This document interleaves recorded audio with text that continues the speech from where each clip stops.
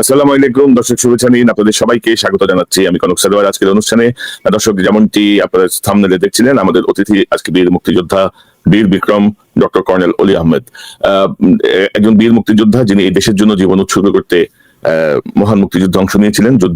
স্বাধীনতা যুদ্ধের ঘোষণার সময় থেকেই তিনি আসলে এই প্রক্রিয়ার সঙ্গে যুক্ত ছিলেন। আজকে দেশের একটি অত্যন্ত জটিল পরিস্থিতি, ভারত বাংলাদেশের সার্বভৌমত্বের উপরে হাত দিচ্ছে। বিতাড়িত হাসিনা ভারতে বসে নানা রকম উস্কানি দিচ্ছে, সেই উস্কানিতে অংশ নিচ্ছে ভারত। এই সব বিষয় নিয়ে আমি আজকে কথা বলতে এই বীর মুক্তিযোদ্ধাকে আমন্ত্রণ জানিয়েছি। ডক্টর কর্নেল অলি আহমেদ, বীর বিক্রম, আপনাকে স্বাগত জানাচ্ছি আজকের অনুষ্ঠানে। কনক সরোয়ার, আপনাকে ধন্যবাদ। আপনার মাধ্যমে যারা দর্শক শ্রোতা আমাদের এই প্রোগ্রাম দেখছেন তাদেরকে আসসালামু আলাইকুম ওয়া রাহমাতুল্লাহি ওয়া বারাকাতুহু। আল্লাহ আপনাদের সবাইয়ের মঙ্গল করুক। আল্লাহ আমাদের সবাইকে সুস্থ রাখুক, সুন্দরভাবে আমাদের জীবন যাপন করার তৌফিক দান করুক। জি, ওয়ালাইকুম আসসালাম স্যার। এই যে স্যার, আমরা যে বিষয়টি নিয়ে আমি কথা বলছিলাম, যে ধরেন আমাদের ফ্যাসিস্ট হাসিনা, আমাদের খুনি হাসিনা যে এত মানুষ হত্যা করার পরে ভারতে যে আশ্রয় নিয়েছে, এবং আপনি জানেন যে সেখান থেকে উস্কানি দিচ্ছে, নানা রকমের কথা বলছে, বাংলাদেশে আগুন জ্বালিয়ে দেওয়ার কথা বলছে, নানাভাবে ঢাকা দখলের পরিকল্পনা দিচ্ছে, নানা কিছু সামনে আসছে। আমাদের সংখ্যালঘু সম্প্রদায় যাদের সঙ্গে আমাদের আসলে একটা হৃদ্যতার সম্পর্ক, সেটা নিয়েও আমরা দেখছি যে হাসিনার পরবর্তী সময় থেকে একটা মানে হট্টগোল শুরু হয়েছে, এবং সেখানে উস্কানি দিচ্ছে ভারত সরাসরি। আমাদের আগরতলায় আমাদের সহকারী হাই কমিশনে হামলা হয়েছে, আপনি জানেন। তো সবকিছু মিলিয়ে এই যে হাসিনার কথায় বা হাসিনাকে কেন্দ্র করে ভারতের এই যে নাচানাচি, এই যে বাংলাদেশের বিরুদ্ধে অবস্থান, আপনি কিভাবে দেখেন এই বিষয়টা? এটা অত্যন্ত দুঃখজনক। ভারত বলে তারা আমাদের বন্ধু, আমরা মনে করতাম তারা আমাদের বন্ধু। আমি 1971 সালের কথাই বলি, তারা বলে তারা আমাদেরকে স্বাধীনতা এনে দিয়েছে। আসলে ঘটনাটা সত্য না। আমরা চেয়েছিলাম স্বাধীনতা, তারা চেয়েছিল পাকিস্তানকে দুই টুকরা করা। এটা নেহরুর ডক্ট্রিন ছিল, রয়ের পরিকল্পনা ছিল। তারা তাদের পরিকল্পনা বাস্তবায়ন করেছে, আমরা আমাদের পরিকল্পনা বাস্তবায়ন করেছি। নিঃসন্দেহে তারা আমাদেরকে গোলা বারুদ দিয়ে সাহায্য করেছে, এটা তাদের স্বার্থ হাসিলের জন্য। সেই স্বার্থটা ছিল পাকিস্তানকে দুর্বল করা, পাকিস্তানকে ভেঙে দুই টুকরা করা, যেটা তারা পরিকল্পিতভাবে করেছিল। কিন্তু আমরা মুসলমান হিসাবে আমরা সকলের কাছে কৃতজ্ঞ, যে বা যারা আমাদেরকে সাহায্য করেছে আমরা প্রত্যেককে ধন্যবাদ জানাই, প্রত্যেকের জন্য দোয়া করি। ভারত আমাদের প্রতিবেশী। আজকে ভারতকে বুঝতে হবে, ভারতের আশেপাশে যারা আছে একে একে তারা সবাই ভারত থেকে দূরে সরে যাচ্ছে। কি কারণে সরে যাচ্ছে? কারণ তাদের হিন্দুত্ববাদের জন্য সরে যাচ্ছে। বর্তমান ভারতের সরকার ক্ষমতা আসার পর থেকে তাদের মধ্যে হিন্দুত্ববাদটা প্রাধান্য পেয়েছে। মুসলমানদের উপরে বিভিন্ন রাজ্যে অত্যাচার করছে, পিটে মারছে, নামাজের সময় পিছনে লাথি মারছে। এই সমস্ত ঘটনাগুলি নিত্যদিনের ঘটনা। বাংলাদেশে মেজরিটি মাইনরিটি বলে কোনো কিছু নাই। আমরা মনে করি আমরা সবাই বাংলাদেশি। এবার যে দুর্গাপূজা হয়েছে আপনি জানেন, মুসলমানেরা দুর্গাপূজার মণ্ডপ পাহারা দিয়েছে। আমরা সবাই, আমি এই বয়সেও প্রত্যেকদিন রাত্রে আমার বড় ছেলে প্রফেসর ওমর ফারুককে নিয়ে, আমার দলের নেতা কর্মীদেরকে নিয়ে প্রায় সারা রাত্রে আমার নির্বাচনী এলাকার বিভিন্ন জায়গায় গিয়ে হিন্দুদেরকে সাহায্য করেছি, সহযোগিতা করেছি, তাদের মনোবল বৃদ্ধি করেছি, তাদের উৎসাহে অংশগ্রহণ করেছি। এই ধরনের দুর্গাপূজা বোধ হয় ভারতের ক্যালকাটাতেও হয় নাই। সুতরাং তাদের একটা মনে রাখতে হবে, এখানে দালাল সৃষ্টি করে দালালদের মাধ্যমে বাংলাদেশকে যদি নিয়ন্ত্রণ করতে চায়, এটা অত্যন্ত ভুল চিন্তাধারা তাদের। বাংলাদেশের সাথে যদি বন্ধুত্ব সুলভ ব্যবহার করতে চায়, তাদের উচিত হবে যে সমস্ত টাকা লুণ্ঠনকারী, টাকা পাচারকারী, বাংলাদেশের অর্থনীতি ধ্বংসকারী, বাংলাদেশের আইন শৃঙ্খলা ধ্বংসকারী, বাংলাদেশের গণতন্ত্র ধ্বংসকারী যে সমস্ত ব্যক্তিরা ভারতে আশ্রয় নিয়েছে, হাসিনা সহ, তাদেরকে বাংলাদেশের কাছে ফিরিয়ে দেওয়া। আজকে হাসিনা বাংলাদেশের থেকে পলায়ে ভারতে আশ্রয় নিয়েছে। ভারতে আশ্রয় নেওয়ার পরে ওখান থেকে প্রত্যেকদিন প্রতিনিয়ত কথা বলে যাচ্ছে এবং হিন্দুদেরকে উস্কানি দিচ্ছে। আমরা এখানে মনে করি না কেউ হিন্দু কেউ মুসলমান। আমরা মনে করি আমরা সবাই বাংলাদেশি, আমাদের সকলের সমান অধিকার, আমাদের যে সংবিধান আছে সংবিধান দ্বারা আমরা নিয়ন্ত্রিত। আমরা এখানে মাইনরিটি মেজরিটি বলে কোনো কথা বিশ্বাস করি না। আমরা সবাই বাংলাদেশ করি। স্যার, এই যে এবারে উচিত হবে হাসিনার মুখটা বন্ধ করা। বন্দি বিনিময় চুক্তি আছে, বাংলাদেশে যত বদমাশ, যত টাকা লুণ্ঠনকারী, ব্যাংকে তাকে টাকা উঠে নিয়ে ভেঙে ভারতে তারা আশ্রয় নিয়েছে সব টাকা পয়সা নিয়ে। এছাড়াও ভারত বাংলাদেশ থেকে দ্বিতীয় বৃহত্তম রেমিটেন্স পায়। আমাদের লোকেরা চিকিৎসার জন্য যায়, আমাদের লোকেরা বাজার করার জন্য যায়। আজকে আপনি দেখেন ক্যালকাটার বাজারগুলি প্রায় বন্ধ। এবং তাদের সেভেন সিস্টারে জিনিসপত্রের দাম 3 গুণ 4 গুণ 5 গুণ বৃদ্ধি পাবে। তাদের উচিত হবে বাংলাদেশের সাথে ভালো সম্পর্ক বজায় রাখা। বাংলাদেশের সাথে সম্পর্ক নষ্ট করে তারাই ক্ষতিগ্রস্ত হবে, বাংলাদেশ ক্ষতিগ্রস্ত হবে না। তারা যদি মনে করে বল প্রয়োগ করে বাংলাদেশকে নিয়ন্ত্রণ করবে, এটা তাদের ভুল ধারণা। বর্তমানে it is unipolar world. Unipolar ওয়ার্ল্ডে তাদের যেরকম নিউক্লিয়ার পাওয়ার আছে, আমাদের হয়তো নিউক্লিয়ার পাওয়ার নেই, কিন্তু আমাদের অনেক বন্ধু রাষ্ট্র আছে যাদের কাছে নিউক্লিয়ার পাওয়ার আছে। সুতরাং আমাদেরকে এত খাটো করে দেখার বিষয় নাই। আমরা একানই পৃথিবীতে, আমাদের অনেক বন্ধু রাষ্ট্র আছে যারা বিপদের সময় আমাদের পাশে দাঁড়াবে। এছাড়াও বাংলাদেশে প্রায় 10 থেকে 12 কোটি যুবক রয়েছে যারা জীবন দিতে প্রস্তুত। সুতরাং তারা আর্মির পাশে দাঁড়াবে এবং জীবন দেওয়ার জন্য মাঠে নামবে। সুতরাং ভারতের উচিত হবে বাংলাদেশের সাথে জনগণের সাথে সম্পর্ক করা। কোন দালালদের মাধ্যমে সম্পর্ক করা ঠিক হবে না।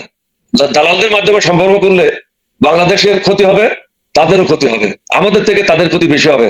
কারণ তাদের ব্যবসা বাণিজ্য অনেক জায়গায় বন্ধ হয়ে যাচ্ছে, অনেক ডাক্তাররা না খাইয়ে মরবে, অনেক হসপিটাল বন্ধ হয়ে যাবে।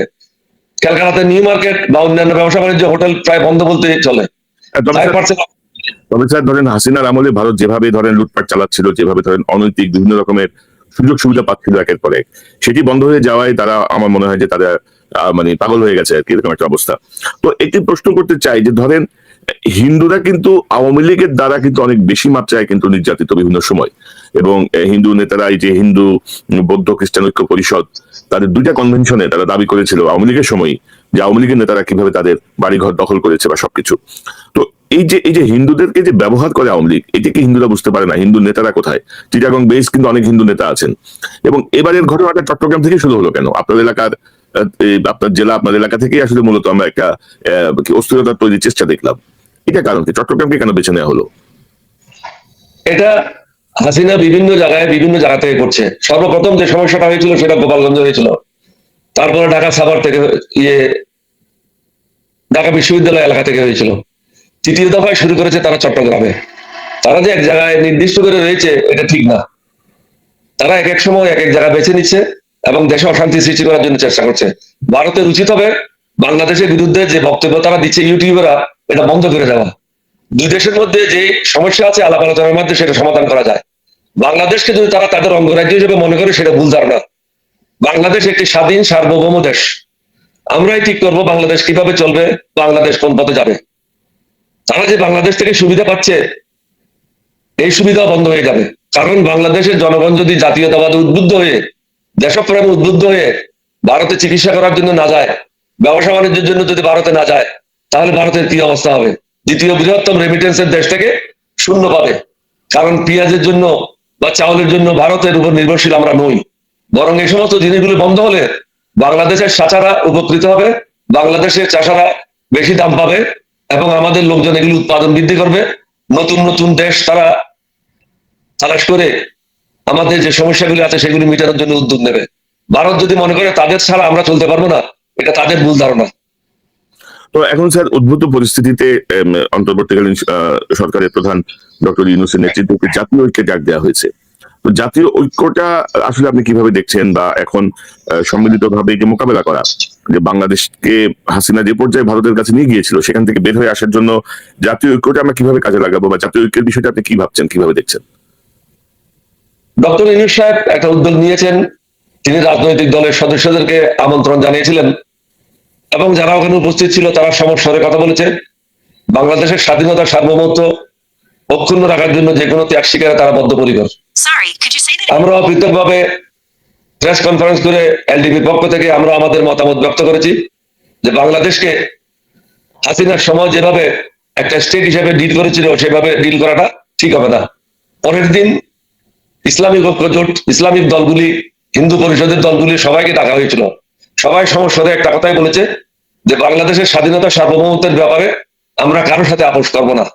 আমরাই ঠিক করবো আমাদের দেশ কিভাবে চলবে, কোন পথে চলবে। আমরা কারোর উপর নির্ভরশীল না, আল্লাহর উপর নির্ভরশীল। এখন আমাদের স্টেপগুলো আমরা কি নিতে পারি? আমাদের জনগণ বিভিন্ন জায়গায় আপনারা দেখছেন তারা মিছিল মিটিং করে, আজকে সামরিক বাহিনীর প্রাক্তন সদস্যরা একটা মিছিল করেছে। এই সমস্ত গুলির কারণ হচ্ছে সবাই জাতীয় ঐক্য আছে, জাতি দৃঢ়ভাবে বর্তমান অন্তর্বর্তীকালীন সরকারের পিছনে দাঁড়িয়ে আছে এই জিনিসগুলি ডেমনস্ট্রেট করছে। ভারতের মধ্যে ইদানিং কয়েকজন ইউটিউবার তারা অত্যন্ত গঠনমূলক বক্তব্য রাখছে। এর ফলে দুই দেশের মধ্যে যে টেনশন, এই টেনশন গুলি কমার জন্য একটা সুযোগ সৃষ্টি করে দিয়েছে। ভারত সরকারের উচিত অন্যান্য ইউটিউবারদেরকে ব্রিফ করা যে দুই দেশের মধ্যে টেনশন সৃষ্টি করে কোনো লাভ হবে না, ভারতেই ক্ষতিগ্রস্ত হবে। কারণ ভারত সেভেন সিস্টারে তাদের মালামাল নিতে হলে 3 গুণ 4 গুণ 5 গুণ দাম বৃদ্ধি পাবে। আজকে বাংলাদেশের কারণে সেভেন সিস্টার জীবিত আছে, না হলে সেভেন সিস্টারের অবস্থা অর্থনৈতিকভাবে খুবই শোচনীয় হবে, পশ্চিমবঙ্গের অবস্থা খারাপ হবে। এখন ভারতের অনেক রাজনীতিবিদের সঙ্গে আপনার যোগাযোগ ছিল, হয়তো আছে এখনো। আপনি কি কারোর সঙ্গে যোগাযোগ করার চেষ্টা করেছেন বা কথা বলার চেষ্টা করেছেন, বা তারা কি আপনার সঙ্গে যোগাযোগ করেছে কিনা একটু যদি জানতে চাই। না, সত্য কথা হলো 2000 সালের পর থেকে ভারতের কারোর সাথে আমার যোগাযোগ নেই। কোন মন্ত্রী বা কোন এমপি, কোন রাজনৈতিক নেতা, কোন সাংবাদিক, কারোর সাথে আমার যোগাযোগ নেই। আমি আমার দেশকে নিয়েই ব্যস্ত, আমার পার্টিকে নিয়েই ব্যস্ত। আমার দেশ কিভাবে এগিয়ে যাবে, যেই আশা আকাঙ্ক্ষা নিয়ে মুক্তিযুদ্ধে গিয়েছিলাম সেটা কিভাবে বাস্তবায়ন করবো, সবসময় এগুলি নিয়ে চিন্তা করি। বর্তমান সরকারকে আমরা বলেছি আপনারা নিরাপদ না, আপনাদেরকে কাজের পদ্ধতি বদলাতে হবে। দক্ষতার কোনো বিকল্প নাই। অনেকের হাই ডিগ্রি থাকতে পারে, কিন্তু দক্ষতা না থাকলে, কাজের এক্সপিরিয়েন্স না থাকলে অভিষ্ট লক্ষ্যে পৌঁছানো সম্ভব না, যেটা বর্তমান সরকারের পক্ষে যেটা হচ্ছে। গত 3 মাস তাদের কাছ থেকে আমরা যেভাবে আশা করেছিলাম সেভাবে তারা আমাদের আশা আকাঙ্ক্ষা পূরণ করতে পারে নাই। তারা খুব স্লো, এবং প্রত্যেকটা মন্ত্রণালয়ে যে কাজগুলি করার কথা এটা অনেকেই বুঝছে না তার দায়িত্বটা কি। শুধু মনে করছে একটা ফ্ল্যাগ পেয়েছে, একটা গাড়ি পেয়েছে, মন্ত্রী হয়ে গেছে, অনেক কিছু হয়েছে, কিন্তু 18 কোটি মানুষের যে দায়িত্ব তার কাঁধের উপর বর্তাইছে সেটা সে বুঝতে ভুল করছে। সুতরাং নির্বাচন যত তাড়াতাড়ি হবে এই সরকারের জন্য মঙ্গল। এখন ধরেন আপনি যদি বলছিলেন এই সরকারের আগামীকাল 4 মাস পূর্ণ হবে, 8ই ডিসেম্বর 4 মাস পূর্ণ হবে, তো এই 4 মাসে আপনি সন্তুষ্ট না, আপনি যেটি বলছেন, তো কেন সন্তুষ্ট না? অর্থাৎ সরকার তো অনেক রকম কথা বলছে, বা সরকারের যদি আপনাকে মূল্যায়ন করেন, আপনি ইতিমধ্যে বলছেন যে তারা পারছে না, এখন পারার জন্য কি করতে হবে? সরকার তো কথাও শুনছে না। কিন্তু ধরেন উপদেষ্টাদেরকে নিয়ে বারবার বলা হচ্ছে, বিভিন্ন জায়গা থেকে বলা হচ্ছে, আমরা বলছি, পত্রিকাগুলো লিখছে, নানা ব্যর্থতা তুলে ধরছে, নানা আচরণ তুলে ধরছে, কিন্তু সেখানেও কিন্তু গুণগত পরিবর্তন হচ্ছে না, বরঞ্চ আরো খারাপের দিকে যাচ্ছে। নতুন নতুন উপদেষ্টা যাদেরকে নেওয়া হচ্ছে আরো বিতর্কিত লোককে নেওয়া হচ্ছে। এটার কারণ কি? আবার এখানে 111-এ 5-6 জন মানুষ আছেন যারা 111-এর সময় যুক্ত ছিলেন সরকারের সাথে। তো সব মিলিয়ে এই সরকারের নেপথ্যে আপনি কোনো ষড়যন্ত্র দেখছেন কিনা, বা আপনার? অবশ্যই ষড়যন্ত্র আছে। কারণ গত 4 মাসে যে সমস্ত মন্ত্রী, এমপি, সরকারি কর্মকর্তা হাসিনাকে টিকিয়ে রেখেছিল, যে সমস্ত ব্যবসায়ীরা হাসিনাকে টিকিয়ে রেখেছিল, তাদের বিরুদ্ধে দৃশ্যত এখনো পর্যন্ত কোনো পদক্ষেপ গ্রহণ করে নেই। শুধু জেলে দিলে হবে না, তারা যে টাকাগুলি আত্মসাৎ করেছে ব্যাংক থেকে, যে টাকাগুলি লুটপাট করেছে, তাদের কাছ থেকে সেই টাকাগুলি উদ্ধার করতে হবে। বাংলাদেশে যারা আছে অনেকে জেলেও আছে, বাইরেও আছে। বাইরে যারা আছে তাদেরকে ধরার কোনো উদ্যোগ দেখছি না দৃশ্যত। ভিতরে যারা আছে জেলের মধ্যে, তাদের কাছ থেকে টাকা উদ্ধারের কোনো ব্যবস্থা দেখছি না। এখানে টাকাগুলি উদ্ধার করার জন্য পদক্ষেপ নিতে হবে। আপনি দেখেছেন যে একটা কমিটি করা হয়েছিল যে শ্বেতপত্র প্রকাশ করার জন্য। শ্বেতপত্র প্রকাশ করে তারা পরিষ্কারভাবে বলেছে 28,00,000 কোটি টাকা দেশ থেকে লুটপাট হয়েছে, কিন্তু তাদের কাজ না এটা টাকাগুলি উদ্ধার করা। বর্তমান সরকারের কাজ হলো এটা টাকাগুলি উদ্ধার করা। দৃশ্যত এই সরকার এখনো পর্যন্ত 4 মাসে টাকাগুলি উদ্ধারের কোনো পদক্ষেপ নেয় নাই। তাদের যে রুটিন কাজগুলি তারা করছে না ঠিক মতো। কারণ হাসিনার যেগুলি তাবেদার ছিল সরকারের বিভিন্ন জায়গায়, তারা এখনো বহাল তবিয়ত আছে প্রত্যেকটা প্রতিষ্ঠানে। উচিত ছিল তাদেরকে বরখাস্ত করা, জেল নিক্ষেপ করা, তাদের কাছ থেকে টাকাগুলি উদ্ধার করা, তাহলে একটা সিগন্যাল যেত। সবচেয়ে বড় কথা হলো হাসিনার মাতা যেটা রাষ্ট্রপতি, তিনি এখনো নিজ পদে অধিষ্ঠিত আছেন। সুতরাং এখানে আওয়ামী লীগের সাহস অনেক বেশি। তারা মনে করছে বর্তমান সরকার অপারক, যার কারণে শাহাবুদ্দিন চুপুর মতো একজন লোক এখনো রাষ্ট্রপতি হিসেবে আছে। সর্বপ্রথম এটাকে পরিবর্তন করা প্রয়োজন ছিল। এখানে সংবিধানের দোহাই দিয়ে, আইনের দোহাই দিয়ে চলবে না। এই সরকার আইন মেনে আসে নাই, এই সরকার আসছে বিপ্লবের মাধ্যমে। বিপ্লবের মাধ্যমে যখন একটা সরকার আসে, is a necessity of law. জনগণের যেটা প্রয়োজন সেটাই আইন, দেশের জন্য যেটা মঙ্গল সেটাই আইন। সংবিধানে কি 2 লাইনে কি লেখা আছে? এটা যদি পড়ে দেশ চালানো হয় তাহলে দেশ আগে যাবে না, এবং যারা দেশকে ধ্বংসের জন্য দায়ী তাদেরও বিচার ঠিক মতো করা সম্ভব হবে না। আপনি এই সরকারকে আরো দৃঢ় পদক্ষেপ নিতে হবে, পরিপক্ক পদক্ষেপ নিতে হবে, এবং যারা কর্মকাণ্ড বুঝে, যারা সরকার পরিচালনা করেছে অতীতে, তাদের সাথে পরামর্শ করলে ইউনূস সাহেব উপকৃত হবে। আমি মনে করি না এই যাবৎ যারা সরকার পরিচালনায় অভিজ্ঞ তাদের সাথে তিনি কথা বলেছেন, এটা আমার জানা নেই। আপনি আপনি এলডিপি প্রেসিডেন্ট হিসেবে গত 21শে অক্টোবর সম্ভবত, গত 19শে অক্টোবর আপনি ডক্টর ইউনূসকে 23 দফার একটি প্রস্তাব দিয়েছেন তাদের করণীয় বা তাদের সম্পর্কে পরামর্শের জন্য। তো সরকার কতটুকু আপনার এইসব প্রস্তাব গ্রহণ করছে বলে আপনি মনে করেন? 23 দফা না, এখানে আমি আপনাকে কারেক্ট করতে চাই। আমি প্রথম দফায় দিয়েছিলাম 83 দফা, তারপরে দিয়েছি 26 কি 27 দফা, সর্বমোট 127 কি 125টা দফা দিয়েছি। এটা কোনো দফাতে আমাদের কাকেও চাকরি দেওয়ার কথা নেই, আমাদের কাকেও কোনোখানে পদে বসানোর কথা নেই, আমাদের কাকেও কোনো মামলা থেকে মুক্ত করার বিষয় না, আমাদের কাকেও অর্থনৈতিকভাবে সাহায্য করার বিষয় নাই, লোন দেওয়ার বিষয় নাই, বা আমাদের কর্মীদেরকে সাহায্য করার বিষয় নাই, আমাদের বিরুদ্ধে যে মামলা আছে মামলা উড্ডল করার বিষয়টা নেই। আমরা যেটা বলেছি, বিভিন্ন মন্ত্রণালয়ে কি কি দায়িত্ব পালন করলে দেশ উপকৃত হবে। আমি মনে করি না ডক্টর ইউনূস সাহেবের অফিস এই পয়েন্টগুলি আলাদা আলাদা করে মন্ত্রণালয়ে পাঠাইছে বলে আমার ধারণা নেই। যদি পাঠিয়ে থাকে, মন্ত্রণালয়গুলি এই কাজগুলি সঠিকভাবে করছে না।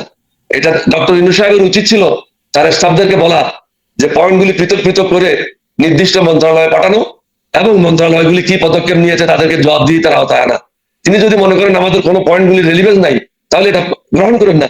যেটা গ্রহণ করেছেন সেটা কি পদক্ষেপ নেওয়া হয়েছে, কি বাস্তবায়িত, কতদূর বাস্তবায়িত হয়েছে, এটা তার হিসাব নিকাশ করার প্রয়োজনীয়তা রয়েছে। এখানে আমি মনে করি সর্বক্ষেত্রে অভিজ্ঞতার বিরাট অভাব রয়েছে। আপনি উপদেষ্টা বলেন বা অন্যান্যরা বলেন, যে যেখানে দায়িত্ব পেয়েছে তাদের কোনো অভিজ্ঞতা নাই, তাদের শিখতে শিখতে 6 মাস চলে যাবে, ততদিন কম বলে কোনো ক্যাশ থাকবে না। এখন এখন ধরেন স্যার, একটা বিষয় যেটা আমি জানতে চাচ্ছি যে উপদেষ্টার একটা ধারণা দেওয়ার চেষ্টা করছেন বিভিন্ন সময়, আমরা যেটা দেখছি যার এই গত 15 বছরে যে জঞ্জাল, এই জঞ্জাল এত সহজে সরানো সম্ভব না, অনেক সময় লাগবে, এই লাগবে। তো আপনি কি মনে করেন যে 4 মাসে তাদের মানে যে কাজের যে মূল্যায়ন, সেই মূল্যায়নে তারা কি আসলে বুঝতে পারছে যে তাদের মানে কি জঞ্জাল তারা সরাইতে পারছে এই পর্যন্ত, বা এটা এত কঠিন কেন মনে হচ্ছে? আমার এখানে বক্তব্যটা খুবই স্পষ্ট।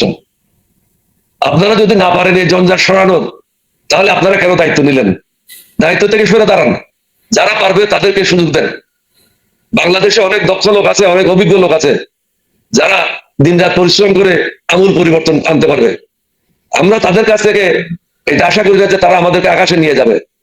অন্তত 50% ইমপ্রুভমেন্ট তো হওয়ার কথা। অর্থনৈতিক ক্ষেত্রে বলেন, শ্রীলঙ্কা তো 2 মাসের মধ্যে ইমপ্রুভমেন্ট করেছিল, উন্নয়ন করেছিল অর্থনীতির অবস্থা। বাংলাদেশে পারছে না কেন? আমাদের প্রধান উপদেষ্টা একজন বিশ্ববিখ্যাত নোবেল লরিয়েট, যিনি অর্থনীতিতে একজন এক্সপার্ট, তার অধীনে অনেকগুলি অর্থনীতি করছে। তাহলে আমার অর্থনৈতিক ক্ষেত্রে আমাদের উন্নয়ন হচ্ছে না কেন? বৈদেশিক সম্পর্কের ক্ষেত্রে আমরা কেন দৃঢ় মনোবল দেখাচ্ছি না? ভারতের সাথে কেন আমরা এত হাঁচুমাচু করছি? আমাদেরকে বলতে হবে এটা একটা স্বাধীন রাষ্ট্র, আমরা কারো দাবেদার হিসেবে কাজ করবো না, ভালো বন্ধু হিসেবে কাজ করব। ভারতের উচিত হবে তাদেরকেও বন্ধু সুলভ ব্যবহার করে। আমাদের যা প্রয়োজন, তাদের কাছে যদি স্পেয়ার থাকে তারা আমাদেরকে দেবে। আমাদের কাছ থেকে যেটা প্রয়োজন, আমাদের প্রয়োজন নেই, সেটা আমরা তাদেরকে দেব। কিন্তু আমাদের প্রয়োজন আছে, তারা আমাদের থেকে সেটা নিয়ে যেতে চায়, এটা তো হবে না। বাংলাদেশের বুকের উপর দিয়ে হিন্দুস্তানের মিলিটারি 7 স্টেটে যাবে, এটা তো আমাদের স্বাধীনতা সার্বভৌমত্বের বিপরীতে কাজ হবে। এটা তো আমরা অ্যালাউ করতে পারি না। ব্যবসা বাণিজ্য এই না আমি নিজকে বিক্রি করে দেবো, নিজের দেশকে বিক্রি করে দেবো। এই সরকারকে আরো দৃঢ়ভাবে এগিয়ে যেতে হবে, তাহলে বিপদ আসন্ন। স্যার, আমি একটু আপনাকে যদি দেখাই যে আপনি এটা আমাদের সময়ের একটা রিপোর্ট, 19 অক্টোবর 2024 প্রধান উপদেষ্টাকে যে 23 প্রস্তাব দিলেন অলি আহমেদ, এখানে আপনারা প্রধান উপদেষ্টার ছবি এবং আপনাদের এই যে 23টি প্রস্তাবে তারা কাগজটা পুরো তুলে দিয়েছে। তো এখানে একটা গুরুত্বপূর্ণ পয়েন্ট, আপনি 1 নম্বর পয়েন্টে একটা গুরুত্বপূর্ণ কথা আপনারা লিখেছেন, সেটি হচ্ছে আবেগের পরিবর্তে বাস্তবতার আলোকে সিদ্ধান্ত নিন। তো আপনার কাছে আবেগের পরিবর্তে বাস্তবতা, আপনাকে কেন মনে হচ্ছিল যে আপনাদের দলের কেন মনে হচ্ছে যে এই সরকার আবেগের মধ্যে কাজ করতেছে বা বাস্তবতার আলোকে সিদ্ধান্ত নিচ্ছে না?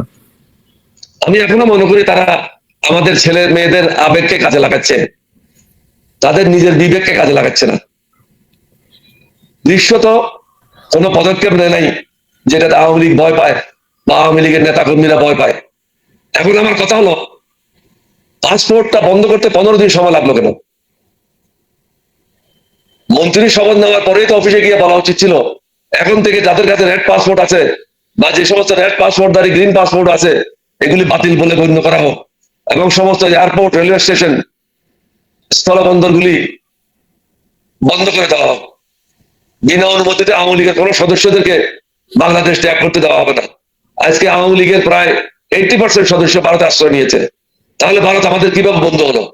ভারত যদি আমাদের বন্ধু হয়, দেশদ্রোহীদের কিভাবে আশ্রয় দিল? ভারতকে তো বন্ধু সুলভ ব্যবহার করতে হবে। কথাবার্তায় সীমাবদ্ধ রেখে মিষ্টি মিষ্টি কথা বলে তো হবে না। তাদের আচার আচরণ, তাদের অ্যাকশন, এটা প্রমাণ করতে হবে তারা সত্যিকার অর্থে বাংলাদেশের জনগণের বন্ধু। তারা এতদিন 15 বছর পর্যন্ত হাসিনাকে পালছে, এর আগে শেখ মুজিবকে পালছে। এতে তো ভারতের কোনো উপকার হয় নাই, ভারত ক্ষতিগ্রস্ত হয়েছে। ভারত একে একে সব প্রতিবেশীকে হারিয়েছে এবং সর্বশেষ বাংলাদেশকে হারাচ্ছে। ভারতকে তাদের পথ সঠিক যেটা যেটা নির্ধারণ করতে হবে। আমাদের সাথে বৈরী মনোভাব নিয়ে কোনো তারা উপকৃত হবে না। তাদের পেঁয়াজ এবং চাউল ছাড়া বাংলাদেশ ভালোভাবেই চলবে। তাদের পেঁয়াজ এবং চাউলের উপর আমরা নির্ভরশীল না। ভারতে অনেক লম্বা লম্বা ইউটিউবাররা কথা বলছে এটা লাগবে, এটা লাগবে, এটা লাগবে। আমরা আল্লাহর উপর নির্ভরশীল, আল্লাহ রসুলের উপর নির্ভরশীল। আল্লাহ আমাদেরকে ফার্টাইল ল্যান্ড দিয়েছে, আমরা আমাদের জনগণের জন্য যা লাগবে সেটা আমরা উৎপাদন করবো। জাপান যদি আমাদের থেকে 5-6 গুণ বৃদ্ধি উৎপাদন করতে পারে, আমরা 2 গুণ বা 3 গুণ বেশি উৎপাদন কেন করতে পারবো না? এটা কোনো জটিল বিষয় না। স্যার, ইতিমধ্যে একটা দাবি উঠেছিল যে আওয়ামী লীগকে নিষিদ্ধ করার, ছাত্রলীগকে নিষিদ্ধ করা হয়েছে, আওয়ামী লীগকে নিষিদ্ধ করার দাবি উঠেছিল। বিভিন্ন রাজনৈতিক দল, শীর্ষ রাজনৈতিক দলগুলো তার সঙ্গে দ্বিমত পোষণ করেছে। আপনার দলের অবস্থান কি বা আপনার ব্যক্তি অবস্থান কি? আপনি নিশ্চয়ই জানেন, আমরা সর্বপ্রথম 8 তারিখে যেদিন নোবেল লরিয়েট ইউনূস সাহেব শপথ নেবেন, সেদিন আমাদের অফিসে পূর্ব নির্ধারিত একটা প্রেস কনফারেন্স ছিল 11:30টার সময়। আমরা সর্বপ্রথম আওয়ামী লীগকে ব্যান করার জন্য প্রস্তাব উত্থাপন করেছিলাম। আমরা আশা করেছিলাম বড় বড় রাজনৈতিক দলগুলির সমস্যার কথা বলবে, কিন্তু দুঃখের বিষয় হলো আমাদের অনেকে আওয়ামী লীগের প্রতি প্রেম প্রীতি প্রদর্শন করছে, কিন্তু তারা বুঝছে না মাকড়সা যখন ঘর বানায় পরে কিন্তু নিজেই নিজের জালে বন্ধ হয়ে মারা যায়। আওয়ামী লীগ কারো বন্ধু না। 1971 সালের পর থেকে তারা যে সমস্ত ব্যবহার করেছে প্রত্যেকটা রাজনৈতিক দলের সাথে, প্রত্যেকটা রাজনৈতিক দলকে সেগুলি চিন্তা ভাবনা করে পদক্ষেপ নিতে হবে। আওয়ামী লীগ কোন রাজনৈতিক দলের বন্ধু না, আওয়ামী লীগও না, জাতীয় পার্টিও না। এই দুইটা পার্টিকে রাজনীতি করা থেকে বিরত রাখতে হবে। প্রয়োজনে নতুন আইন করে তাদের রাজনীতি বন্ধ করতে হবে, কারণ তাদের রাজনীতি হলো দেশ ধ্বংসের রাজনীতি, অর্থনীতি ধ্বংসের রাজনীতি, লুটপাটের রাজনীতি। আপনি হিন্দুদের কথা বললেন, 1971 সালের পরে বাংলাদেশে শুধু একটাই রাজনৈতিক দল ছিল, সেটা হলো আওয়ামী লীগ। মুসলিম লীগের কোনো অস্তিত্ব ছিল না। সুতরাং হিন্দুদের ঘর বাড়ি কারা দখল করেছে? আওয়ামী লীগ দখল করেছে। হিন্দুদের সম্পত্তি কে দখল করেছে? আওয়ামী লীগ করেছে। তাদের ব্যবসা প্রতিষ্ঠান কে দখল করেছে? আওয়ামী লীগ করেছে। তাদের মা বোনের উপর কে আক্রমণ করেছে? আওয়ামী লীগ করেছে। বস্তুত শহীদ রাষ্ট্রপতি জিয়াউর রহমানের সময় 1976 সালে সর্বপ্রথম তাদের দুর্গাপূজা মণ্ডপে তৎকালীন বিডিআর কে এমপ্লয় করা হয় এবং তাদের নিরাপত্তা নিশ্চিত করা হয়। এর আগে কিন্তু তারা নির্বিঘ্নে দুর্গাপূজাগুলি করতে পারে নাই।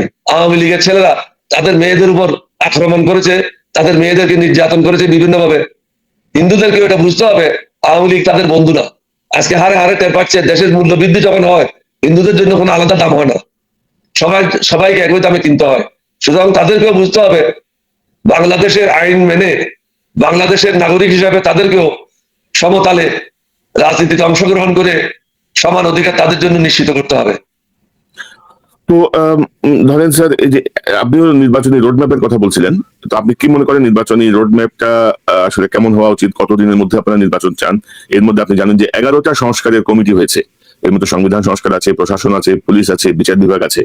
তো স্টুডেন্ট যারা আছেন, সমন্বয়ক বা একটা অংশ বলছেন যে সংস্কারের পরে নির্বাচন। এখন এই সংস্কারের বিষয়টাকে আপনি কিভাবে দেখেন, বা নির্বাচনী যে রোডম্যাপ আপনি চাচ্ছেন সেই জায়গাটা আপনার প্রত্যাশা কি? সংস্কার সম্বন্ধে বলি, প্রথমে প্রধান উপদেষ্টা মহোদয়কে আমি পরামর্শ দিয়েছিলাম, যাদেরকে আপনি সংস্কারের দায়িত্ব দিয়েছেন তাদেরকে বলেন তাদের মেম্বারদেরকে সাথে নিয়ে প্রথমে একটা ফর্মুলেট করবে কি কি সংস্কার তারা করতে চায়। এরপরে ছোট আকারে যে সমস্ত বড় বড় এক্সপার্টরা আছে ঢাকাতে, তাদেরকে নিয়ে বসে তারা যে জিনিসগুলি ঠিক করেছে সেইগুলি ঠিক আছে কিনা বা আরো কিছু সংস্কার প্রয়োজন কিনা সেটা নির্ণয় করতে হবে। এটা ফাইনাল করার পরে তৃতীয় পর্যায়ে আমরা বলেছিলাম সমগ্র বাংলাদেশ থেকে যারা এক্সপার্ট আছে তাদের মাধ্যমে প্রত্যেকটা কমিটি কর্মশালা করবে, কর্মশালা করে তাদের খসড়াটা চূড়ান্ত করবে। খসড়াটা চূড়ান্ত করার পর রাজনৈতিক দলগুলির সাথে বসবে, অথবা রাজনৈতিক দলগুলিকে এগুলি লিখিতভাবে দেবে। দেওয়ার পর রাজনৈতিক দলগুলির কাছ থেকে লিখিতভাবে মন্তব্য চাইবে। প্রধান উপদেষ্টা মহোদয় বলেছিলেন এটাই তিনি করবেন, কিন্তু মাঠে এসে দেখলাম এটা উল্টা হচ্ছে। যে সমস্ত কমিটিগুলি গঠন করা হয়েছে তারা কিন্তু আমাদের কাছে চিঠি লিখছে আপনারা কি কি সংস্কার চান। অর্থাৎ প্রধান উপদেষ্টা যেটা রাজি হয়েছিল, আমরা যে পরামর্শ দিয়েছিলাম এর ধারে কাছেও নাই। সময় জ্ঞাপন করছে, সবাই মনে করছে অনির্দিষ্টকালের জন্য তারা কমিটির সভাপতি থেকে যাবেন, মেম্বার থেকে যাবেন, আর আমরা এখানে বসে বসে ডোল বাজাবো। এটা তো হয় না। দেশে স্থিতিশীল করার জন্য নির্বাচন অবশ্যই প্রয়োজন। বর্তমান সরকার একে তো দুর্বল, সরকার পরিচালনা তাদের কোনো অভিজ্ঞতা নাই। চুপ্পুকে সরাই অভিজ্ঞ লোকদেরকে বসায় এটা যদি সমন্বয় করতো তাহলে ইউনূস সাহেবের হাত শক্তিশালী হতো। সেটাও তিনি করছেন না। যে সমস্ত ব্যক্তিরা অভিজ্ঞ, মন্ত্রণালয় চালানোর মতো ক্ষমতা রাখে, এই ধরনের ব্যক্তিকেও তারা সম্পৃক্ত করে নাই। দুর্বল কিছু বৃদ্ধ লোকদেরকে তারা সম্পৃক্ত করেছে, যাদের না অভিজ্ঞতা আছে, যাদের না কর্ম পরিচালনা করার ক্ষমতা আছে, তাদেরকে অফিসাররা মানতেছে না। কারণ হাসিনার অফিসাররা এখনো প্রথম, দ্বিতীয়, তৃতীয় সারিতে ওরাই বসে আছে। সচিবালয়ে যান, আপনি স্থবিরতা বিরাজ করছে, দুর্নীতি এখনো কমে নাই। আমি গতকাল বা পরশু একটা প্রেস কনফারেন্স করেছি, আপনাকেও পাঠিয়েছিলাম। জি। পুলিশের ওসি যখন পোস্টিং এর জন্য যায় এসপির কাছে, তারা টাকা দাবি করছে। আগের সমান টাকা দাবি করছে না, হয়তো 1/3 টাকা দাবি করছে বা 1/4 টাকা দাবি করছে, কিন্তু টাকা ছাড়া কোনো কাজ হচ্ছে না।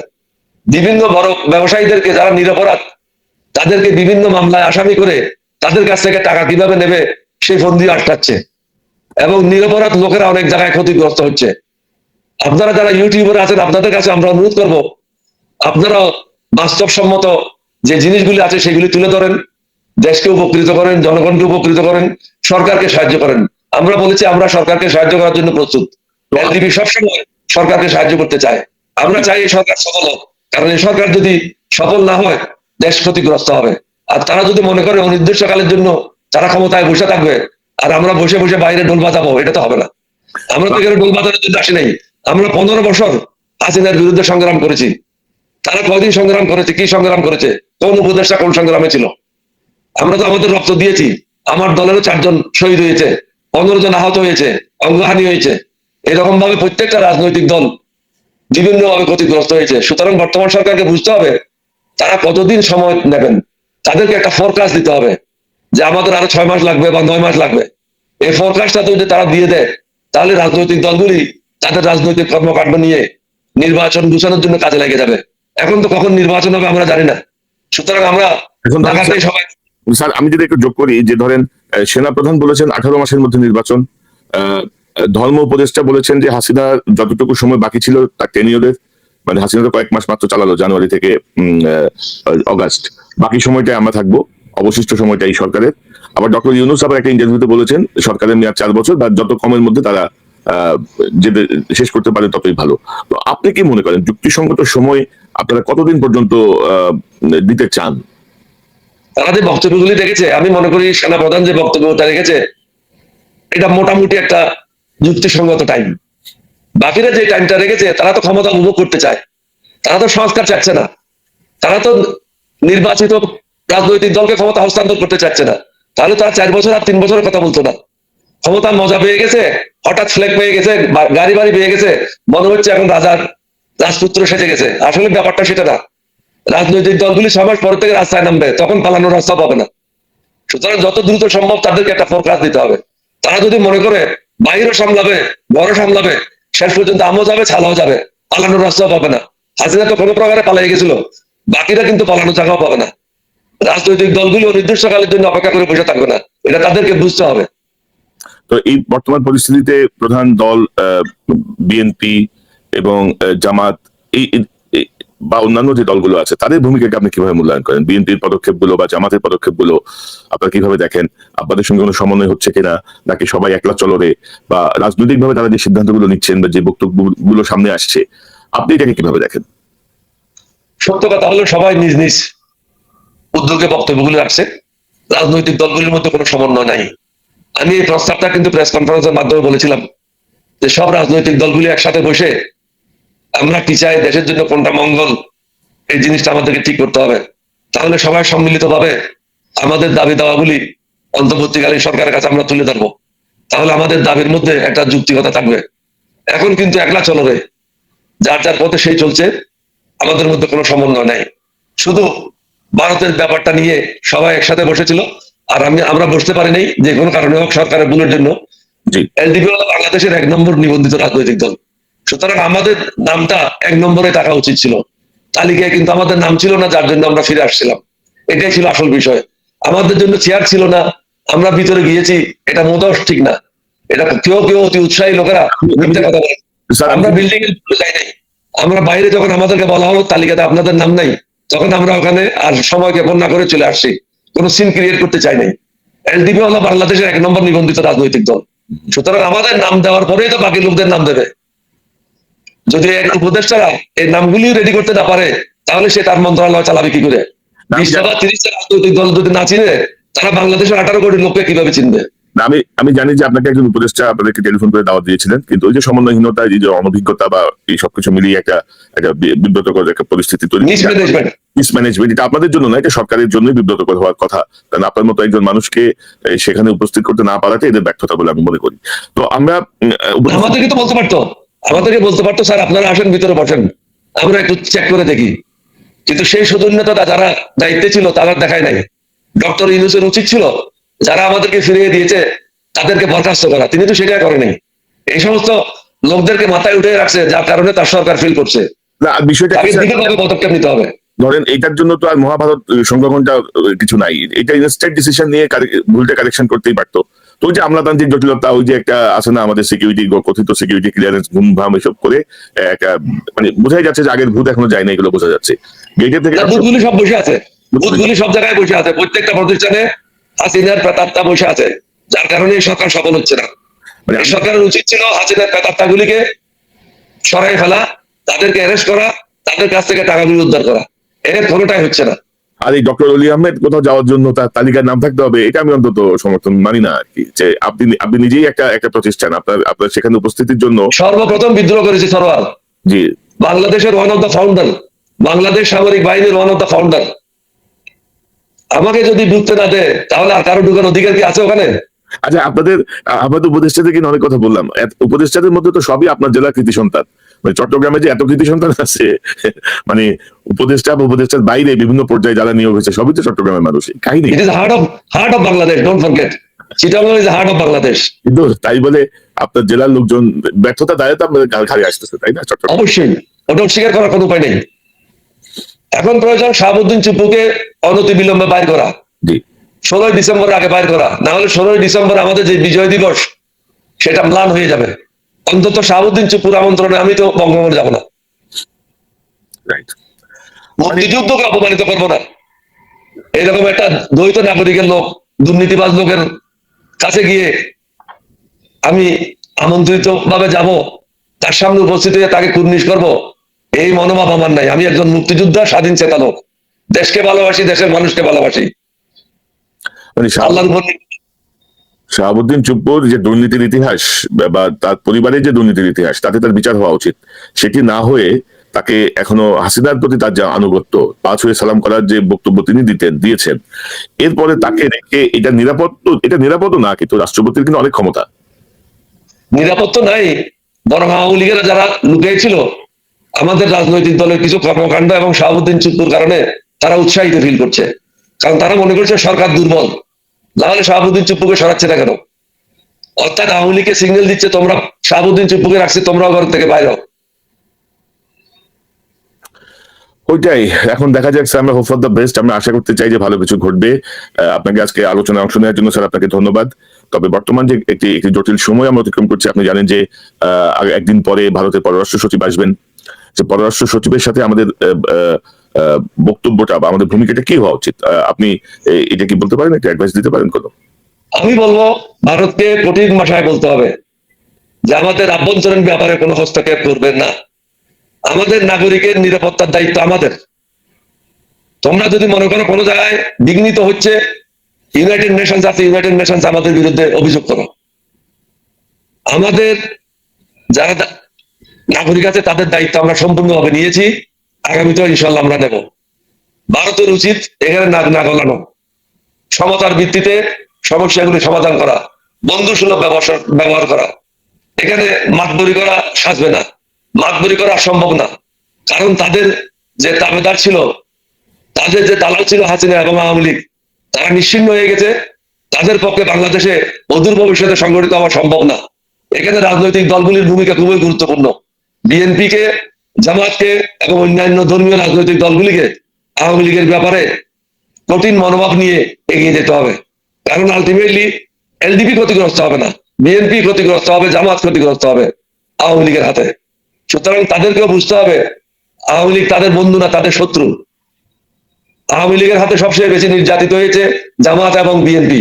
সুতরাং তাদের উচিত আমাদের সাথে স্বর মিলিয়ে বলা যে আওয়ামী লীগকে ব্যান করতে হবে এবং তাদের রাজনীতি করার অধিকার নাই। এরশাদও হিন্দুস্তানে দালালি করেছে, সুতরাং এরশাদের দলকেও ব্যান করতে হবে। এবং স্যার ওই যে খুব সম্ভবত আইয়ুব খানের পলিসি ছিল সকলের সঙ্গে বন্ধুত্ব, কারোর সঙ্গে শত্রুতা নয়, যেটা শেখ মুজিবের নামে তার মেয়ে চালাইছে এতদিন, যা তার আব্বা নাকি বলতো এই কথা। তো আমার মনে হয় যে এখন আমাদের পররাষ্ট্র নীতিটাকে পরিবর্তন আসা দরকার, যে বন্ধুর সঙ্গে বন্ধুত্ব, শত্রুর সঙ্গে শত্রুতা। এটা আসলে আইয়ুব খানের না, এটা হলো নন অ্যালাইন কনফারেন্স যেটা হয়েছিল। জি। নন অ্যালাইন কনফারেন্সে এটা প্রথম একটা থিওরি ছিল that সকলের সাথে বন্ধুত্ব, কারোর সাথে বিরোধ নয়। কিন্তু কেউ আপনাকে লাথি দেবে আর আপনি তাকে সালাম করবেন, এটা তো হবে না। হবে না, রাইট। আমার মনে টিট ফর হয় ট্যাট হবে।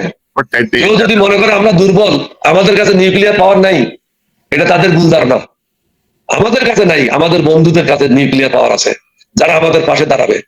সুতরাং বাংলাদেশের সাথে পাঙ্গা নেওয়াটা ঠিক হবে না। জি, ডক্টর কর্নেল অলি আহমেদ বীর বিক্রম, আপনাকে অসংখ্য ধন্যবাদ আপনার মূল্যবান পরামর্শের জন্য, আলোচনার জন্য। নিশ্চয়ই আমরা নিকট ভবিষ্যতে আবার আপনাকে পাবো, দেশের বিভিন্ন বিষয় নিয়ে আমরা কথা বলবো, দর্শকদেরকে আমরা জানাবো। আপনাকে অসংখ্য ধন্যবাদ। ধন্যবাদ, আপনাকেও ধন্যবাদ। এতক্ষণ যারা আমাদের বক্তব্য শুনতে, তাদের সবাইকে আন্তরিক ধন্যবাদ জানাচ্ছি, সালাম জানাচ্ছি। আমি জানি অনেকে আমাকে গালি দেবে, এতে কোনো অসুবিধা নেই। প্রত্যেকের মতামত তারা দেবে, এটাই আমি আশা করি। তবে সকলে আবেগে না গিয়ে তাদের বিবেক ব্যবহার করে আমাদের সমালোচনা করলে আমরাও উপকৃত হব। আমরাও আমাদের ভুল কোথায় সেটা জানবো এবং ভবিষ্যতে সেটা শোধরানোর চেষ্টা করব। ধন্যবাদ। জি, ধন্যবাদ। দর্শক, এতক্ষণ আপনারা শুনছিলেন ডক্টর কর্নেল অলি আহমেদ বীর বিক্রম এর বক্তব্য, যিনি বাংলাদেশের যে অভ্যুদয়, সেই অভ্যুদয়ের সূচনা থেকেই যিনি অত্যন্ত গুরুত্বপূর্ণ ভূমিকা রেখেছেন, জীবন বাজি রেখে আজকে 53 বছর পরে এসে প্রধান উপদেষ্টার কার্যালয়ের তালিকায় নাম না থাকায় তাকে ফিরে যেতে হয় বৈঠকের গেট থেকে। এটা আমাদের জন্য লজ্জাজনক একটি বিষয়। অলি আহমেদের মতো বীর সৈনিক যারা এই দেশের জন্য জীবন বাজি রেখে সর্বোচ্চ ঝুঁকি নিয়ে 1971 সালের 25শে মার্চ থেকেই যারা ভূমিকা রেখেছিলেন, তাদের প্রতি এক ধরনের অবমাননা। এবং ডক্টর অলি আহমেদ কিছু গুরুত্বপূর্ণ কথা বলেছেন, আবেগ থেকে বের হয়ে এসে বাস্তবতার আলোকে সিদ্ধান্ত নিতে হবে। উপদেষ্টা পরিষদের যে কার্যক্রম, তাতে তিনি সন্তুষ্ট নন এবং নির্বাচনের ব্যাপারে একটি রোডম্যাপ, একটি সুনির্দিষ্ট ঘোষণা তিনি প্রত্যাশা করেন এবং তিনি মনে করছেন যে সংস্কার এবং নানাভাবে সরকার হয়তো সময় ক্ষেপণ করার একটি চেষ্টা করছে। আর সর্বশেষ আগামী 9 তারিখে ভারতের পররাষ্ট্র সচিব আসছেন। আমার মনে হয় যে তিনি যেমনটি বলছিলেন সেটি আমিও মনে করি, যে কঠোর ভাষায় কড়া ভাষায় কথা বলতে হবে, নত জানু যে পররাষ্ট্রনীতি, সকলের সঙ্গে বন্ধুত্ব, কারোর সঙ্গে শত্রুতা নয়, সেটি থেকে আমাদের বের হয়ে এসে আসার সময় হয়েছে। আমরা বন্ধুর সঙ্গে বন্ধু থাকবো, শত্রুর সঙ্গে শত্রু হব। এটি হচ্ছে বর্তমান দুনিয়ার নতুন পররাষ্ট্রনীতি, পৃথিবী যেটি অনুসরণ করে। দর্শক, এই চ্যানেলটি সাবস্ক্রাইব করে আমাদের পাশে থাকুন, এই চ্যানেলের মেম্বারশিপ নিয়ে আমাদের পাশে থাকুন। আবারও দেখা হবে ইনশাআল্লাহ।